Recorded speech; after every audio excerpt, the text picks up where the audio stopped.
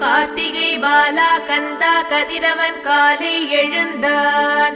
கீர்த்திவாசனே குமரா குருபரனே கண்மலர்வாய்.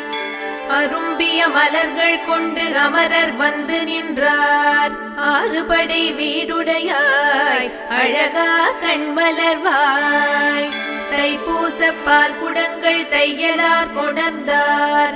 வைகாசி விசாகனே வள்ளலே கண்மலர்வாய். விரிஞ்சனும் அன்னமேரி சதுர்வேதம் ஓதுகின்றார். குறிஞ்சி மலை கிழவா குரவனே கண்மலர்வாய். ஓம் சரவணபவ என்று நவவீரர் வாழ்த்துகின்றார்.